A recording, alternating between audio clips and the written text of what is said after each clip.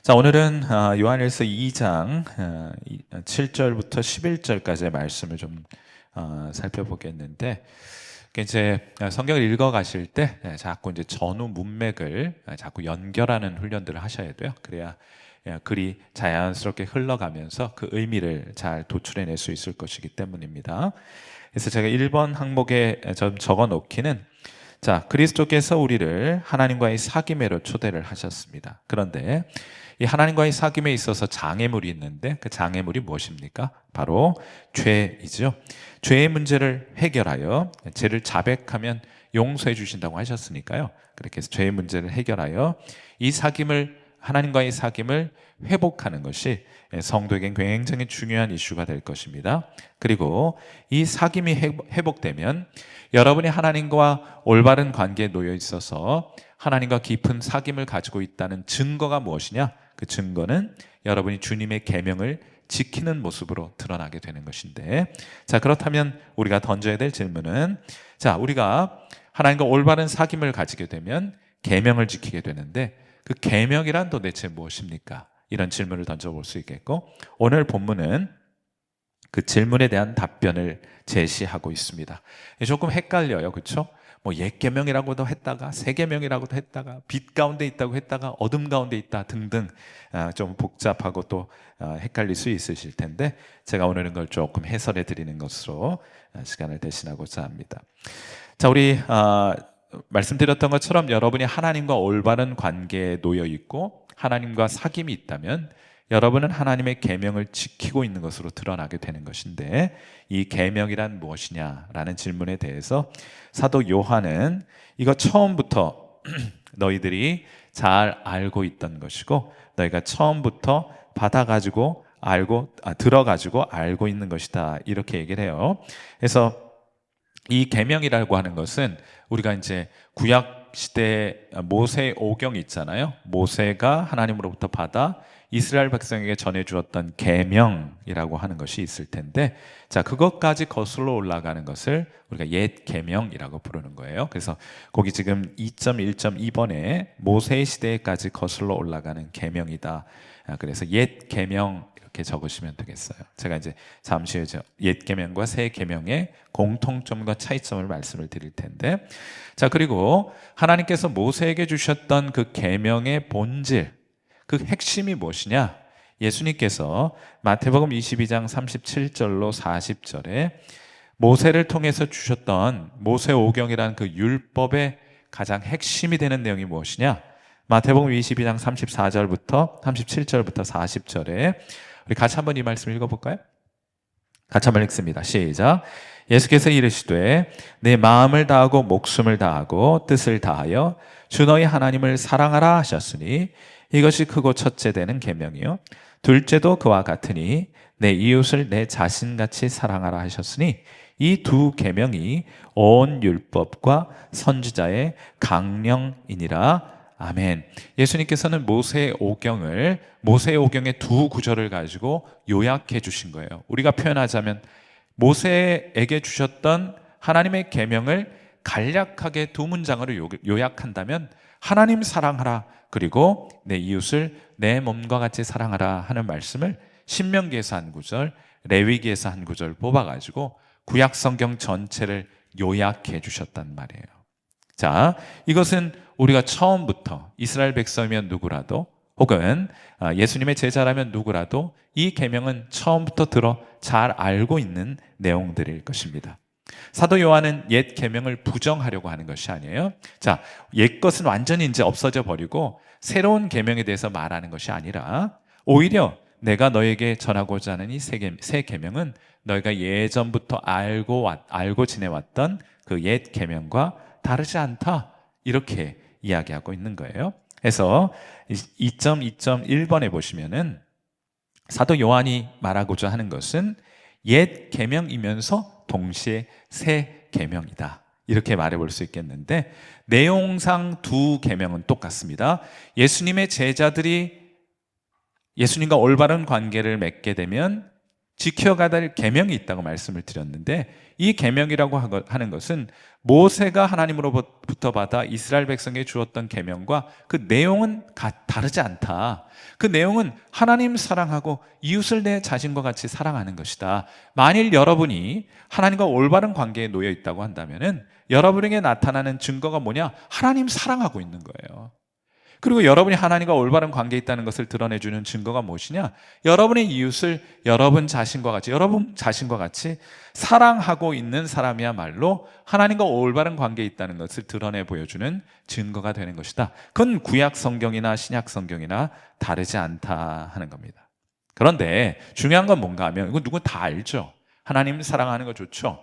내 이웃을 내 몸과 같이 사랑하는 것, 그것도 좋죠? 그러나 문제는 뭔가 하면 이 계명은 듣고 아는 것으로 충분하지 않다는 거예요. 어떻게 됩니까? 이 계명은 실행하지 않으면 아무 의미도 없는 것 아니겠습니까? 그래서 2.2.4번에 그러므로 새 계명은 그 실행과 관련된 표현이에요. 내용은 다르지 않습니다. 구약 성경이나 신약 성경이나 내용은 다르지 않습니다. 우리가 해야 될 일은 무엇이냐? 하나님 사랑하고 이웃을 사랑하는 거예요. 그런데 왜 옛 계명과 새 계명이 있는 것이냐? 옛 계명은 알긴 알아도 그렇게 실천하지 못해요. 그러나 새 계명은 뭔가 달라졌어요. 그래서 우리로 하여금 하나님을 사랑하고 내 이웃을 내 몸과 같이 사랑할 수 있도록 하게 하는 능력이 이 안에 장착되어 있기 때문에 이것을 새 계명이라 부르는 것입니다. 어떤 차이가 있는지 아시겠어요? 내용은 다르지 않으나 그것을 실행할 수 있느냐의 여부에 따라서 옛 계명과 새 계명으로 나뉘어지게 되는 것이다 하는 거예요. 그래서 3번 항목으로 넘어가 보시면 제가 이렇게 한번 적어보았는데, 새 계명의 새로움이 뭐냐? 새 계명의 새로움은 그 계명을 따라 살아갈 수 있도록 하게 한다는 점에서 옛 계명과 다른 새 계명이 된다 말할 것입니다. 결론적으로는요. 자, 그런데 그것이 이제 어떻게 가능하냐? 왜 우리 신약 시대에 예수님의 제자들은 진짜로 하나님을 사랑하고 내 이웃을 내 몸과 같이 사랑할 수 있게 하는 능력이 어디에서부터 유래하는 것이냐? 그것을 삼위일체의 관점에서 한번 좀 생각해 보자면 이렇습니다. 첫 번째, 사랑의 원천이라고 적어보세요. 원천. 그리고 우리 요한일서 4장 19절 말씀을 한번 같이 읽어보겠습니다. 자, 요한일서 4장 19절 말씀 같이 한번 읽어요. 시작. 우리가 사랑함은 그가 먼저 우리를 사랑하셨습니다. 아멘. 여러분, 하나님과의 사귐 속에서 하나님의 사랑이 경험되는 것이 먼저예요.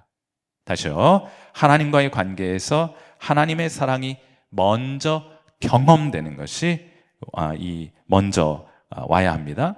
먼저 사랑받기 때문에 우리가 누군가를, 하나님을 또 이웃을 사랑할 수 있게 되는 거예요. 사랑받은 사람만 사랑할 수 있게 됩니다. 여러분, 이런 생각을 해봤어요. 이게 어떤 거냐면은, 여러분이 어떤 게 좋아요? 예를 들면은 아름다운 자연 혹은 아름다운 색깔, 이런 것들을 보면서 그게 좋은 것이고 아름답다고 하는 것을 느끼는 이유는 여러분 안에 이미 그 아름다움이 실제하고 있기 때문에 외부의 아름다움의 자극이 여러분에게 주어졌을 때 여러분의 내면이 그 아름다움에 반응하게 되는 거예요. 먼저 실제하는 것이 있습니다. 예수님 믿으면 달라져요. 그렇죠? 예수님 믿으면 이전에 좋던 이전엔 별로 관심도 없었던 것이 좋아지기 시작해요. 어떤 것을 보면은 감동이 돼. 이전에는 하나 감동되지 않았던 것들인데 언젠가부터 어떤 일들을 보면 감동이 돼요. 내 마음에 자극이 되고 도전이 돼요. 내 안에 이전에 없었던 것이 내 안에 내재하여 있어서 외적인 자극이 우리에게 주어졌을 때 우리의 내면이 반응하고 있기 때문입니다. 이런 표현이 어떻게 좀 이해가 되실 수 있겠어요? 여러분, 이전에는 우리에겐 그런 사랑이 없었어요. 그런데 하나님이 하나님과의 관계 속에서 우리를 진짜 사랑하셨어요. 우리가 그 사랑을 경험했어요. 그 사랑의 실제가 우리 안에 있습니다. 그러니까 사랑의 대상, 사랑의 요청에, 외적인 사랑의 요청, 외적인 사랑의 반응, 자극에 혹은 외적인 사랑의 대상에 우리가 반응하게 되는 일들이 나타나게 됩니다. 왜냐하면 하나님이 우리를 사랑하셔서 우리 안에 그 사랑의 실제가 실제로 존재하고 있기 때문에. 이전엔 그냥 스쳐 지나가도 아무렇지도 않았습니다. 그런데 하나님이 우리를 먼저 사랑해 주셔서 그 사랑의 실제가 우리 안에 있기 때문에 그와 유사한 사랑을 요청하거나 혹은 그러한 자극이 우리에게 주어지게 될 때 우리가 그 사랑에 혹은 그 사랑의 대상에 또 사랑해야 될 상황에 반응하기 시작하게 되었다. 이게 새 언약과 옛 언약의 차이예요. 여러분은 하나님께서 여러분을 사랑하시는 것을 알고 계십니까? 여러분 알고 계세요? 하나님의 사랑이 여러분 안에 실제하고 있습니까? 여러분도 하나님 사랑하세요? 먼저 하나님이 우리를 사랑하셨기 때문에 그 사랑이 우리 안에 실제하고 있고 그 사랑의 실제가 외적인 자극을 받게 되었을 때 반응하게 되는 것이다.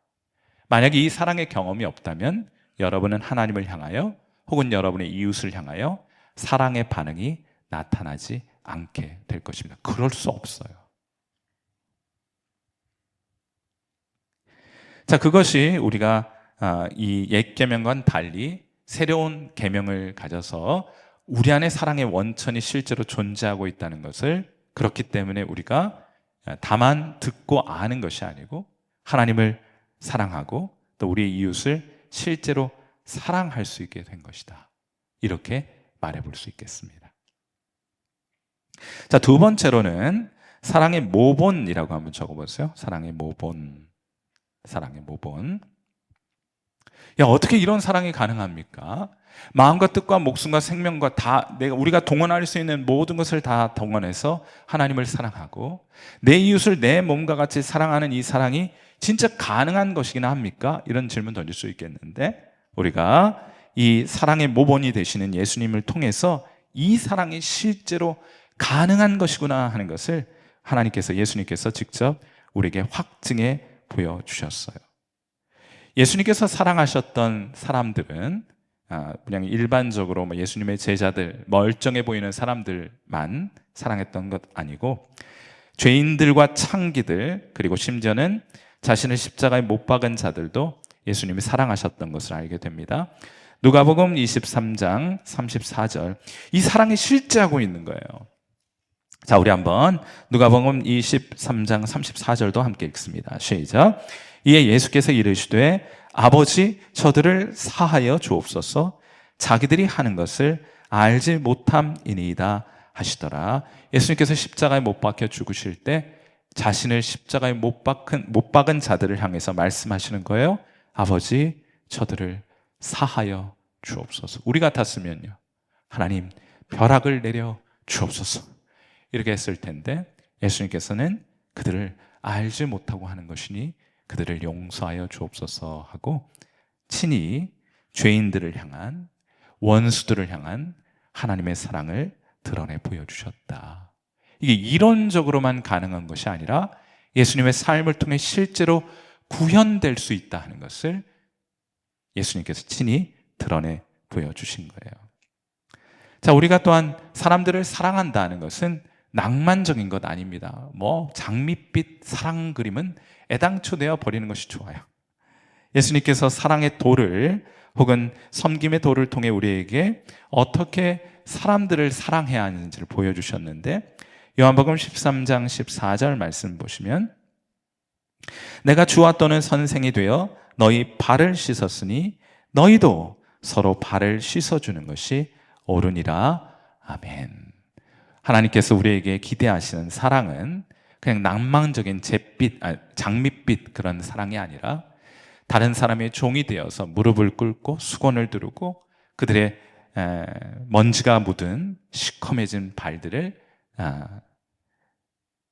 무릎을 꿇고 닦는 섬김의 모습을 통하여 사랑이 어떤 것일지를 우리에게 보여주고 계신 거예요. 그리고 예수님께서는 그러므로 이 사랑이 그냥 다만 이론적이고 또 그냥 이상적으로 우리가 도달할 수 없는 위치에 있는 혹은 도달할 수 없는 자리에 있는 그런 사랑이 아니고, 실제로 우리가 그 사랑을 실천에 옮길 수 있다는 것을 알게 하시기 위해서 요한복음 13장 34절에 우리에게 이렇게 말씀하십니다. 요한복음 13장 34절 말씀 같이 한번 읽어봐요. 시작.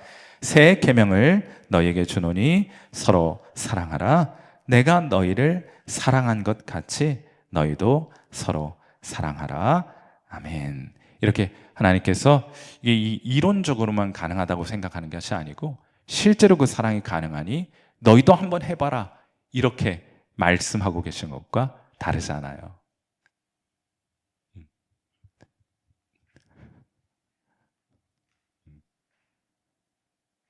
어디까지 했더라?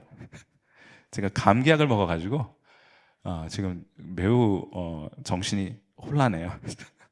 네. 자, 어디까지 했습니까?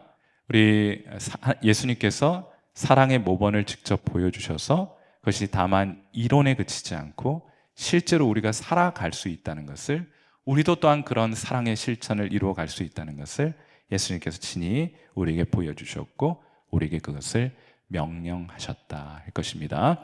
진짜 중요한 것은 하나님 먼저 우리를 사랑하셔서 우리 안에 사랑이 실제하고 있다. 그리고 이런 우리의 사랑의 대상이 되는 사람이 우리를 영적으로 이런 표현이 어떨지 모르겠는데 자극하게 될 때 우리가 그 자극에 반응하여 사랑을 실천할 수 있게 되었다.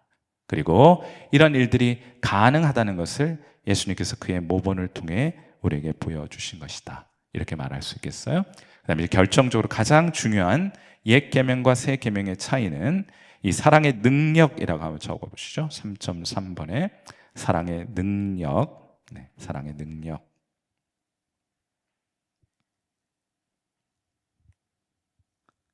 자, 예수님께서 이제 세상을 떠나시게 되었을 때 제자들에게 말씀하시기를 내가 또 다른 보혜사를 너희에게 보내어 주겠다 이렇게 말씀하시거든요. 빈칸에 3.3.1번에 보혜사라고 적어보시죠. 보혜사. 이게 이제 결정적인 차이입니다. 이전에는 그냥 계명만 주셨어요. 모세의 오경은, 모세를 통해서 주신 율법은 그냥 돌판에 새겨진 계명을 사람들에 주고 한번 해봐라 이렇게 말씀하신 것과 다르지 않아요. 그런데 새 계명을 주실 때는 그 계명만 우리에게 주신 것이 아니고 그 계명을 실행에 옮길 수 있도록 하는 능력까지 장착해서 우리에게 심어주셨습니다. 그게 뭔가 하면 성령, 또 다른 보혜사를 우리에게 보내어 주신 거예요. 자, 3.3.2번 그가 우리 안에 거하시면서 하나님의 율례를 행하게 하십니다. 에스겔서 36장 24절부터 27절 좀 긴 말씀이긴 한데 여기에 구약과 신약의 결정적인 차이가 이 구절에 소개가 되어 있어요. 자, 해서 우리 24절부터 함께 읽어보도록 합니다. 같이 읽어요. 시작. 내가 너희를 여러 나라 가운데에서 인도하여 내고 여러 민족 가운데에서 모아 데리고 고국 땅에 들어가서 맑은 물을 너희에게 뿌려서 너희로 정결하게 하되 곧 너희 모든 더러운 것에서와 모든 우상 숭배에서 너희를 정결하게 할 것이며 또 새 영을 너희 속에 두고 새 마음을 너희에게 주되 너희 육신에서 굳은 마음을 제거하고 부드러운 마음을 줄 것이며 또 내 영을 너희 속에 두어 너희로 내 율례를 행하게 하리니 너희가 내 규례를 지켜 행할지라 행하게 될 것이라 이렇게 말하는 거예요. 여러분 여기 결정적으로 중요한 건 27절이에요. 또 내 영을, 나는 누구입니까? 하나님이시죠. 하나님의 영을 너희 속에 두어서 너희로 하여금 내 율례를 그가 행하게 하시겠다고 말씀하고 계신 거예요. 그러니까 여러분 안에 하나님 성령께서 함께 하시면 여러분 그때부터는 괴로운 일들이 일어나게 되는 겁니다.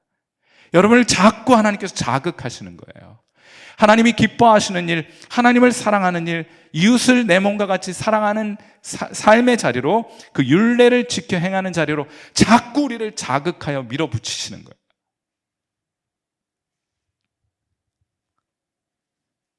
그래서 같은 내용으로, 물론 이게 이제 우리 성령님께서 우리 안에 거하시게 되면은 우리를 강압적으로, 기계적으로, 강제적으로, 억지로 그렇게 그 일을 하게 하는 것이 아니고 인격적으로 우리를 설득해 가시는 거예요.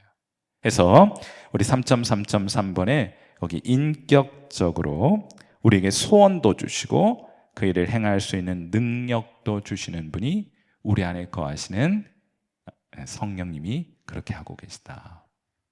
빌립보서 2장 13절 말씀 한번 보시면요. 자, 이런 말씀이 있습니다. 이게 이제 그러니까 이런 구절들이 서로 다 연결되어 있는 거예요. 그래서 여러분들이 이런 내용들에 대한 올바른 이해를 가지시게 되면은 성경의 여러 구절들이 잘 이해되고 잘 연결되는 일들이 있게 됩니다. 보시면 너희 안에 행하시는 이는 하나님이시니, 그러니까 여러분이 여러분의 힘으로 뭘 하고 있다고 생각하시면 착각이에요. 여러분 예수님을 믿게 될 때 마음을 열고 예수님께 마음의 문을 활짝 열어드리고 복음을 듣고 여러분의 마음의 문을 예수님께 활짝 열어드리면 예수님께서 약속하신 보혜사를 여러분에게 보내주시는 거예요. 그분은 여러분을 떠나지 않습니다. 여러분과 함께 하면서 하나님이 기뻐하시는 일의 자리로 여러분을 자꾸 안내해 가시게 될 거예요. 그러니까 외면하고 지나갈 수 없도록 하시는 일들이 있잖아요. 여러분 누구를 이렇게 미워할 수도 있죠. 그런데 옛날 같았으면 미워하고 안 보면 그만이지. 내가 뭐 그 사람 뭐 또 볼 일 뭐 있어. 굉장히 독하게 살지 않았습니까? 저만 그랬어요? 여러분도 그랬잖아요. 근데 이제 그게 안 돼. 하나님은 그냥 내버려 두지 않으셔요. 어떻게 해서든 가서 사활을 하든 그에게 용서를 구하든 그를 용서해 주든 가라시는 거예요, 계속. 마음이 얼마나 불편한지 몰라요. 저항도 합니다. 안 하겠다고도 외쳐봅니다. 그런데 마음이 영 불편해 견딜 수가 없어요. 차라리 이렇게 마음 계속 하나님과의 관계에 있어서 마음 불편하느니 내 그냥 가서 내 자존심 좀 내려놓고 용서 구하고 그를 용서 구하고 혹은 그를 용서하면 그만이겠지 하는 지점까지 우리 하나님께서 우리를 몰아가시는 거예요. 인격적으로. 맞습니까? 여러분에게 그런 일이 있으시죠? 그냥 지나가도 돼. 나도 살기 그냥 녹록치 않은 인생인데 어려운 형편에 있는 형제와 자매들 보면 그냥 지나갈 수 없게 하시는 거예요. 우리 안에 누가 계셔서요? 우리 안에 성령께서 우리 안에 그런 긍휼히 여기는 실제가 우리 안에 있는 거예요. 하나님과 함께 우리 안에 하늘의 신령한 모든 것이 다 들어와 있는 거예요. 용서하고 용서의 실제가 우리 안에 있어요. 기쁨도 우리 안에 들어와 있고 평강도 우리 안에 들어와 있어요. 긍휼히 여기는 마음도 우리 안에 성령과 함께 하늘에 속한 모든 신령한 것들이 우리 가운데 들어와 있는 거예요. 그리고 외적인 자극이 우리에게 주어지게 되면 반응하도록 우리 하나님께서 우리 안에서 이렇게 역사하고 우리를 그 방향으로 우리를 이끌어 가시고 인도해 가시는 거예요. 이게 갈라디아서의 표현으로 말하자면 우리의 성령의 소욕과 우리 육체의 정욕이 서로 우리 안에서 싸움을 일으키도록 해 놓으셨다. 이게 사실은 예수님 믿고 나면 이게 좀 약간 괴로운 일입니다. 행복한 괴로움이라고 할까? 네. 그런 일들이 우리가 일어나게 되는데 그 표현을 빌립보서 2장 13절에서 사도 바울이 이렇게 말하는 거예요. 너희 안에서 행하시는 이는 하나님이시니. 여러분도 여러분 안에서 행하시는 하나님의 실제를 경험하고 계십니까? 여러분 안에 이렇게 계시잖아요. 이거 어떻게 표현해야 돼? 여러분 안에 계시잖아요. 반응하게 하시잖아요. 그래서 말씀드렸던 것처럼 요한 1서 우리 지난주 말씀드렸던 것처럼 여러분이 하나님과 올바른 관계를 맺고 있다는 것은 어떻게 증명되느냐? 여러분이 그 율례를 따라 하나님의 계명을 따라 살고 있는 것으로 드러나게 된다. 그 말이 그 말이에요. 우리 하나님께서 우리를 그냥 놔두지 않으신다. 우리를 변화시켜 가고 계시다. 그 변화가 좀 더딜 수도 있겠지만은 그러나 우리 안에서 일하시는 하나님은 우리를 결단코 그대로 방치해 놓지 않으신다. 그 말이에요, 이 말이. 너희 안에서 행하시는 이는 하나님이시니 자기의 기쁘신 뜻을 위하여 어떻게 합니까? 너희에게 소원을 두고 행하게 하신다. 소원도 주시고 능력도 주신다는 거예요. 그래서 ESV 성경 같은 성경 번역을 보시면은 너희 안에서 역사하고 계신 분은 바로 하나님이신데 그가 너희로 하여금 will하는 건 뜻하는 거예요. 그걸 바라는 거예요. 우리로 하여금 선한 하나님이 기뻐하시는 것을 우리도 소원할 수 있도록 하게 하기 위해서 하나님 여러분 안에 지금도 일하고 계신 거예요. 그리고 그것을 하나님의 기쁨을 위하여, 선한 즐거움을 위하여 그것을 우리가 이룰 수 있도록 하시는 분도 우리 안에 거하시는 하나님이 그렇게 하신다. 이렇게 사도 바울이 설명하고 있잖아요. 이건 정확하게 에스겔서 36장을 배경으로 한 사도 바울의 성도에 대한 이해인 것입니다. 이 글이 좀 예수님 믿는 게 좀 괴로워요. 사실은 그냥 예수님 믿기 전이 그런 면에서 좀 편리하긴 했어요. 인생 살기. 그런데 지금은 우리가 원치 않는 것을 하나님이 원하시기 때문에 우리로 하여금 그런 삶의 모습으로 변화시켜가는 과정 중에 많은 갈등들이 일어나게 되고, 많은 내적인 투쟁이라 할까, 이런 것들이 우리 안에 계속적으로 일어나게 되는 것이고, 그런 일들이 계속 경험되는 것이 건강한 거예요. 여러분 안에 하나님의 기준에 이루지 못한 우리가 그 기준에 도달하기 위해서 몸부림치고 있는 모습이 있는 것이, 그게 굉장히 건강한 증거가 되는 것입니다. 자, 그리고 3.4번, 이렇게 성부 하나님께서 우리를 사랑하셔서 사랑의 실제를 우리 안에 새겨 놓으셨고, 또 성자 하나님께서 친히 그 사랑이 가능한 것을 몸소 보여주셨을 뿐만 아니라 우리 안에 거하시는 성령께서 우리로 하여금 그것을 소원하게 하기도 하시고, 우리로 하여금 그 일을 이루어갈 수 있도록 능력도 베풀어 주셔서 우리로 하여금 하나님 사랑하고 이웃을 사랑하라 하는 이 계명을 따라 살아가도록 지금도 우리 가운데 역사하고 계시다.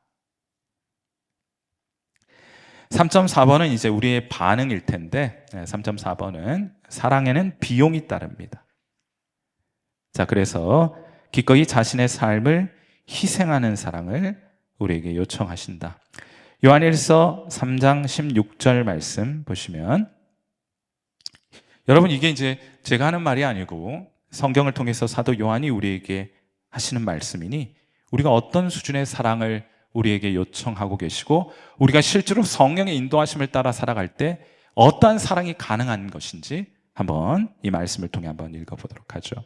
요한일서 3장 16절 말씀 같이 읽겠습니다. 시작.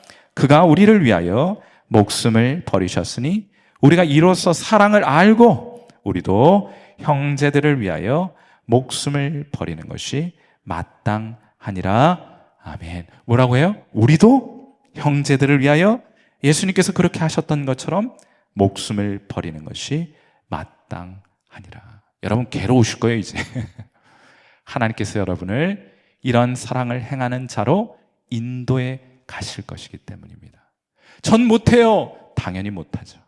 그런데 우리 주님께서 여러분을 인격적으로 설득해 가시기 시작할 것이고요, 여러분을 하여금 그러한 사랑을 살아갈 수 있도록 능력도 베풀어 주셔서 반드시 그 자리에 여러분을 가져다 놓게 될 것이에요. 하나님의 계획입니다. 큰일 났다, 그렇죠? 우리는 일반적으로 사랑하는 사람들, 또 우리가 잘 해주면 우리를 사랑하게 될 사람들, 또 그런 사람들을 사랑합니다. 마태복음 5장 46절과 48절에서 예수님 말씀하시죠. 너희가 너희를 사랑하는 자를 사랑하면 무슨 상이 있으리요? 세리도 이같지 아니하냐? 또 너희가 너희 형제에게만 무난하면 남보다 더하는 것이 무엇이냐? 이방인들도 이같이 아니하느냐? 그러므로 하늘에 계신 너희 아버지의 온전하심과 같이 너희도 온전하라 하고 말씀하세요. 남들 하는 정도 해서는 안 된다 하는 것인데, 이것도 마찬가지로 오해가 없으셔야 합니다. 자, 그러니까 이제 우리 예수님께서 그런 말씀과 명령 주셨으니 이제 우리가 우리 힘으로 한번 해봐야겠다. 우리 힘으로는 안 돼요. 말씀하셨던 것처럼 이미 여러분 안엔 하나님으로부터 받은 사랑이 실제하고 있습니다. 그리고 예수님께서 자신의 목숨을 버려 십자가에서 우리를 사랑하신 사랑을 드러내 보여주셨습니다. 우리 안에 거하시는 성령께서 이 말씀을 사용하셔서 우리로 하여금 형제와 자매를 사랑하는 자리로 인도해 가시고 이끌어 가시게 될 텐데, 그때 여러분 순종하시면 되는 거예요. 여러분을 마치 바람이 이렇게 불 때 나뭇잎을 혹은 깃털을 그냥 하나 탁 놓으면은 바람을 따라 이렇게 확 날아가게 되는 것처럼, 왜 여러분 안에, 우리 안에 있는 사랑이 구체적으로 우리를 통해 표현되고 드러나지 않는 것이냐? 우리가 고집스럽게 그 깃털을 붙들고 있기 때문이에요.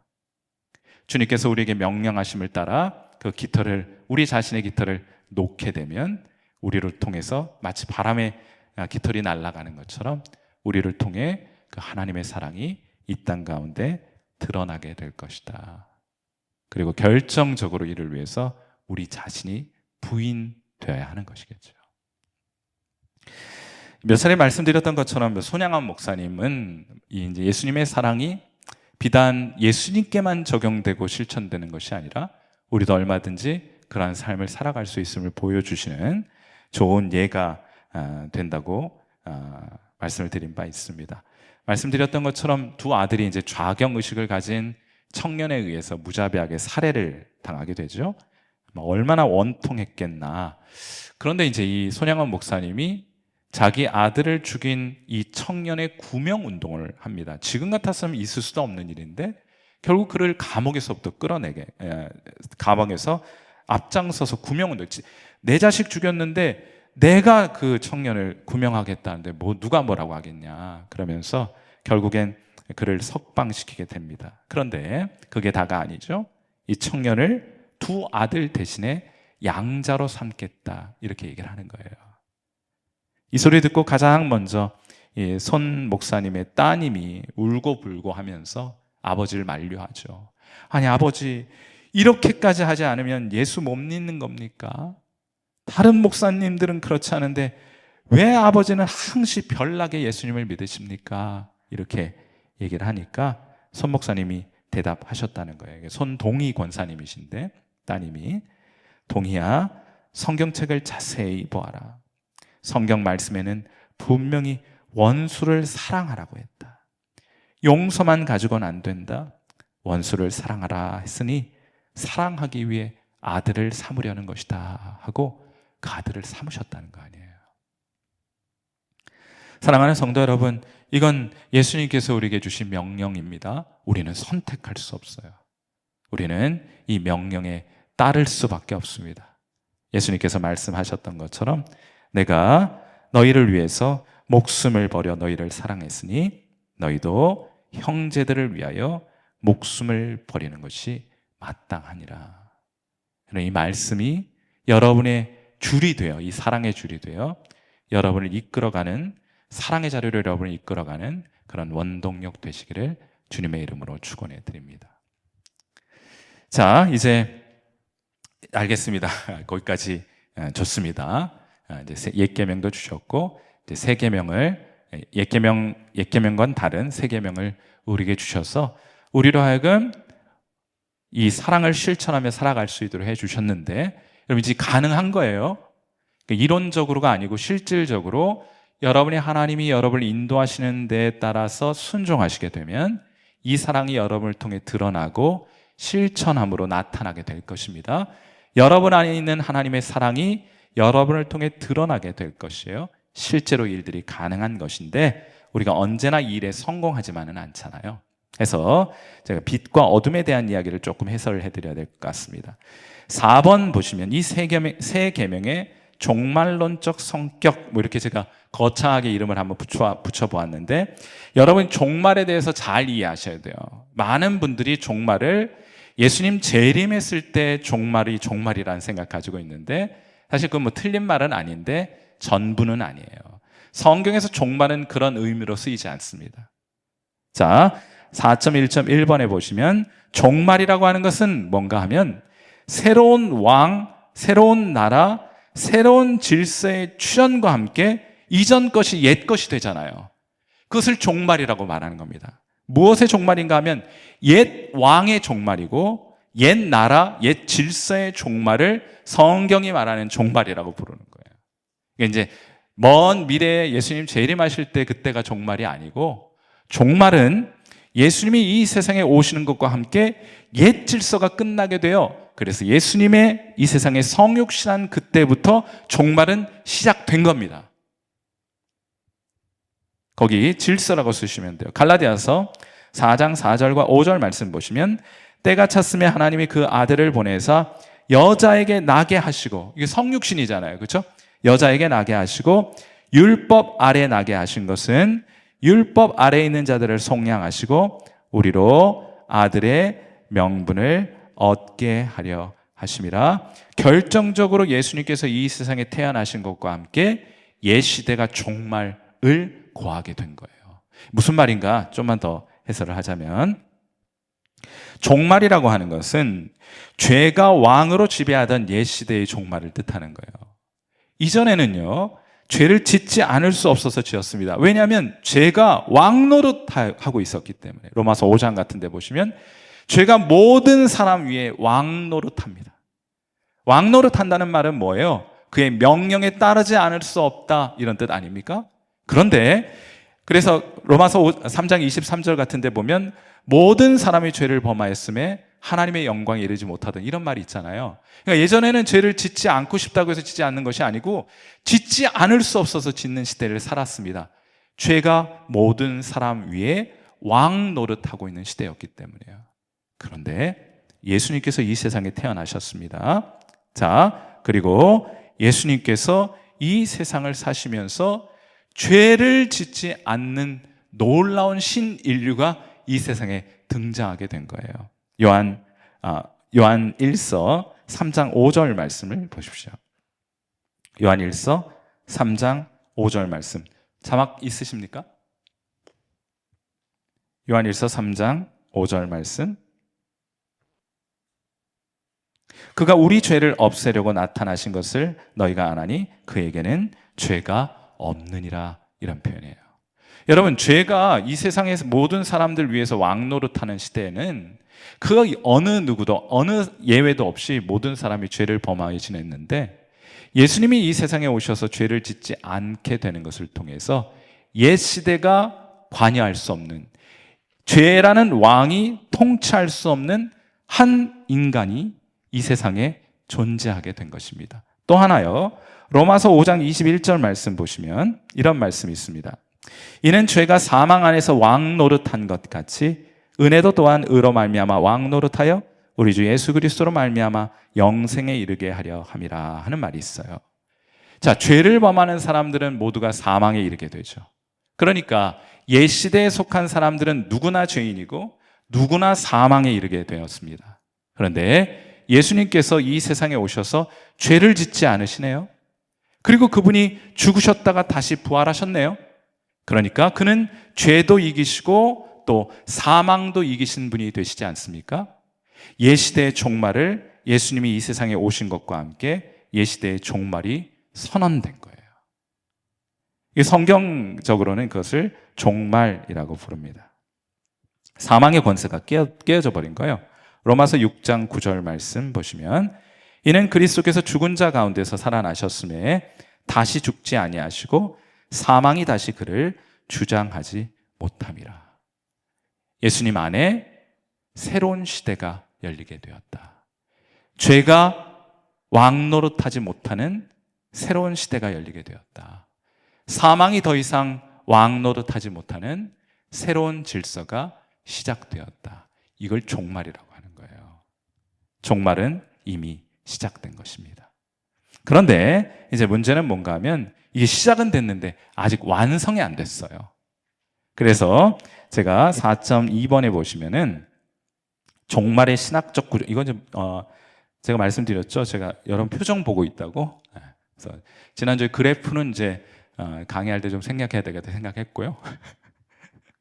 자, 종말의 신학적 구조는 already but not yet 이라고 해요. 이미 그러나 아직은.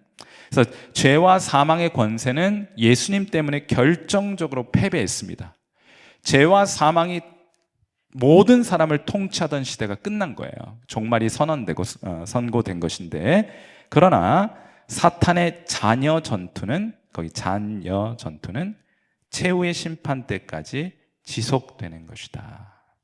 그리고 마지막 날 예수님께서 이 세상에 다시 오시게 될 날, 그때 마귀와 사망에게 최종 사망 선고가 이루어지게 될 것입니다. 사망의 사망 선고가 있게 될 그날 모든 죄의 세력들은 사라지고 그야말로 죄가 없는,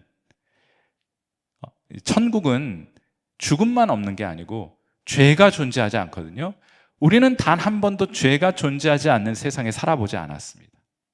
그래서 우리는 늘 죄 때문에 이렇게 시달리고 고달픈 인생을 살아가고 있잖아요. 죄가 없는 세상이 어떤 세상인지 상상할 수 없습니다. 우리는 한 번도 경험해 보지 못했기 때문이에요. 그런데 예수님께서 재림하셔서 마귀와 죄의 원자자인 마귀와 그가 통치 수단으로 삼고 있는 사망이 사망 선고를 받게 될 때 그야말로 새로운 나라와 새로운 질서가 완전히 이루어지게 될 것이니 이 세상은 그 완성을 기다리고 있는 때이다. 이렇게 말할 수 있겠습니다. 계시록 20장 10절과 14절 보시면은 또 그들을 미혹하는 마귀가 불과 유황못에 던져지니 거기는 그 짐승과 거짓 선지자도 있어 세세토록 밤낮 괴로움을 받으리라. 예수님 재림할 때 있을 일이니까 지금 마귀는 무엇을 하고 있습니까?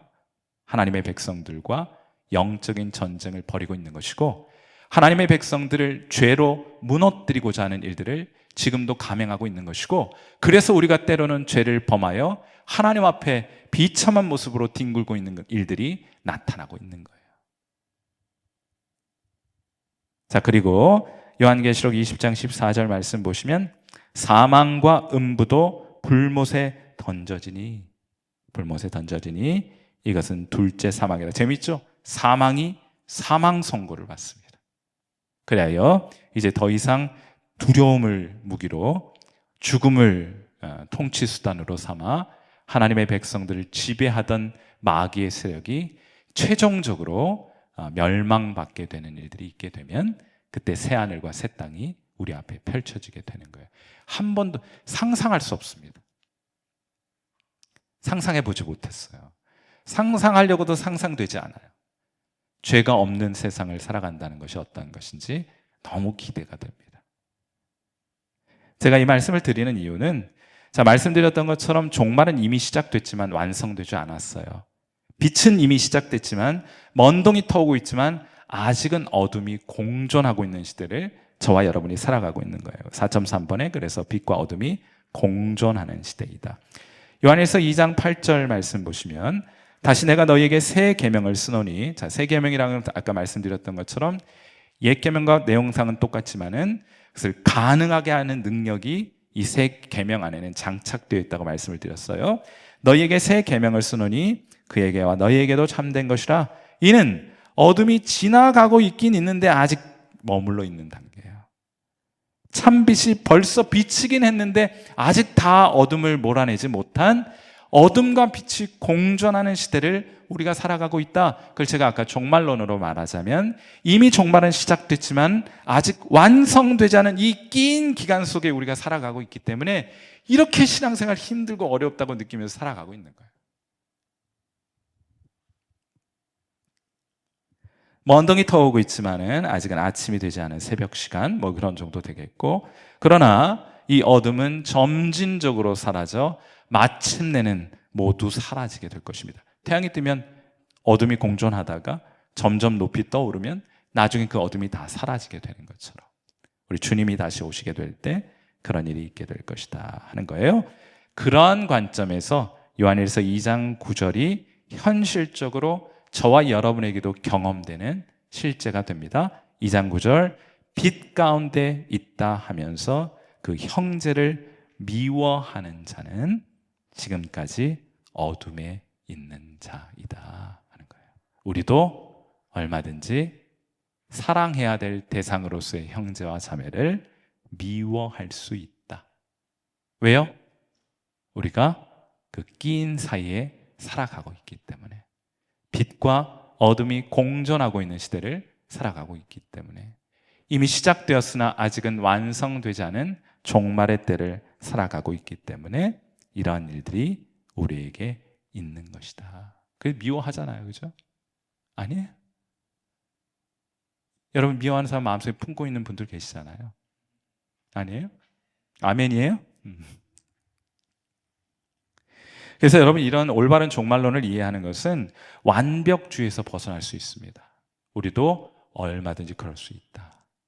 우리도 얼마든지 이전에 죄의 습관을 따라 살아갈 수 있다.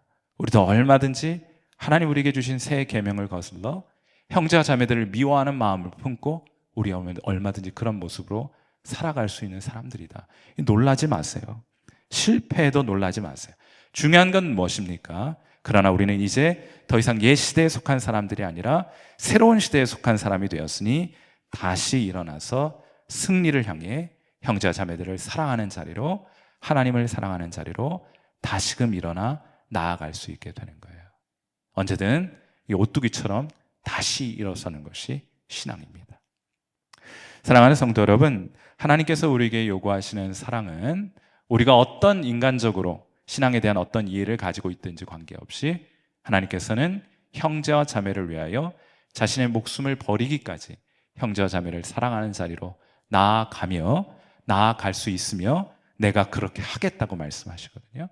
이것이 우리 모두의 어떤 신앙의 목표가 될 수 있기를, 그것에 도달하지 못한다고 하더라도 낙심하지 말고 다시 일어나서 형제와 자매를 사랑하고 하나님을 사랑하는 자리로 다시금 나아갈 수 있는 귀한 성도 여러분 되시기를 이 밤 주님의 이름으로 축원해 드립니다.